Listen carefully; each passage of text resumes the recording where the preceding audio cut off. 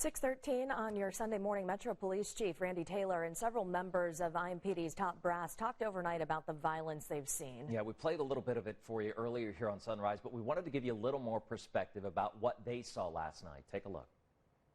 Earlier this evening, our officers worked to protect our residents' rights to peaceful protest. And most of those protesters cooperated and did a fine job, and for that we're thankful. However, there was a small group of people that escalated to violent acts, including throwing projectiles at officers and breaking windows of government buildings. Since then, we've seen a continued and escalating incidents of violence.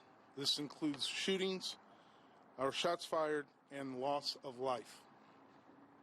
This is not acceptable in this community.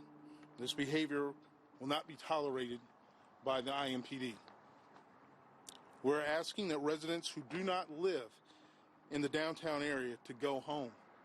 Enough is enough. Indianapolis, we are better than this.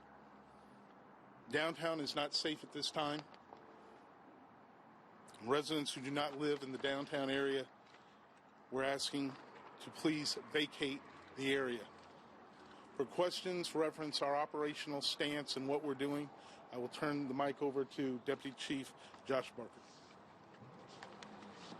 Good evening. I'll take any questions you guys have specifically to the events tonight. Okay, well, first for the chief, you referred to a fatality. What can you tell us about it? There was a person that was shot earlier this evening. We're still investigating. I don't have much in the way of details of that. Is that Talbot in Vermont? I believe so. Okay. How many people were shot tonight? There was more than one. I believe we're at three. How many reports of shots fired so far? How many reports of shots fired? Multiple. We've shots. lost count at this point. Okay, Josh, maybe you got a handle on this. How many arrests tonight and/or how many weapons have you taken off the streets? We don't have. We're still compiling information on the number of official enforcement action we've taken. I can tell you it has been a number, and that's been driven by violent and riotous behavior by some of the individuals that have come to the downtown area this evening. IMPD seemed to take a more aggressive stance than 24 hours ago when things kind of spun, because I was there when the first tear gas was being thrown. Has that worked? I think it's important before we get to that point to make a clear delineation that in the very beginning today, we saw what we consider one of the most successful protests that Indianapolis has experienced. You had between 300 to 600 people who came down to peacefully gather and in an open forum discuss the issues that were on their mind that have them aggravated. Those are issues that the nation is facing, and everybody is sharing in a lot of those issues right now. We took an opportunity, and we're very happy to do so, to meet with the protest organizers. And the reason that worked so well is because we policed with one another. We made everybody's intention clear.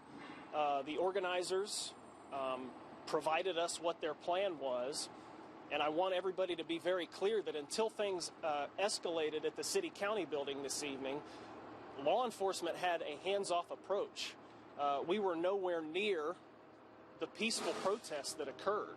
Several hundred people were allowed to gather and talk through those issues in a public forum.